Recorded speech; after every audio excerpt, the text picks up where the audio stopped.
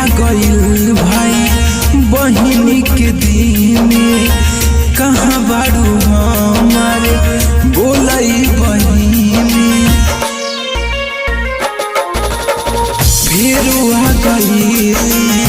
भाई बहन के दिन कहाँ बारू बोला हमारे बहिनी कि कदा तेरी बहिना पियब हम काफी के बांध दीदी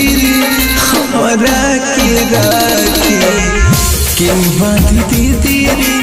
हमारा के राखी के बांध दीदी हमारा के राखी के बांध दीदी हमारा के राखी।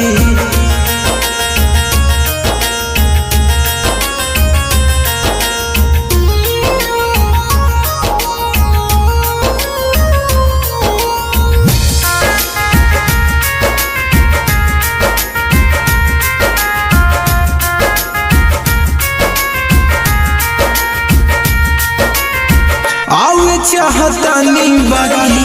बनी मजबूर हो चल गइल बड़ो बहिनी कितना तो दूर हो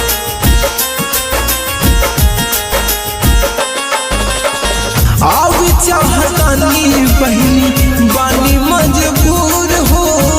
चल गइल बड़ो तू कितना दूर हो तेरे बहिना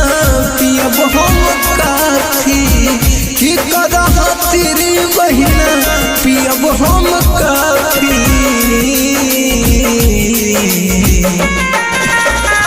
के बांध दीदी रे हमारा के राखी के बांध दीदी हमारा के राखी के बांधी बहिना रे हमारा के राखी के बांधी दीदी रे हमारा के राखी।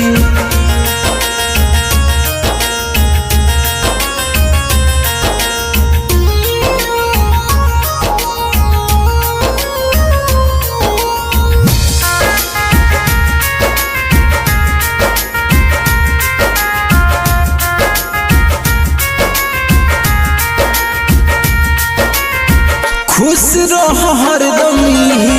करी हम दुआ बेटा हमर कहिला रोज छुआ फुआ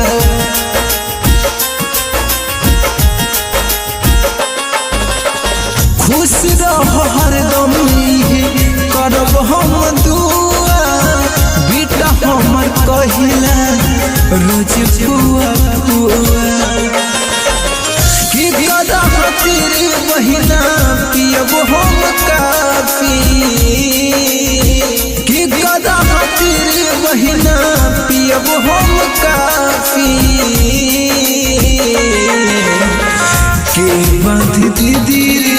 हमारा के राखी के बांध दीदी हमारा के राखी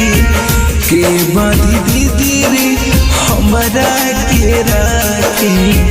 के बांध दीदी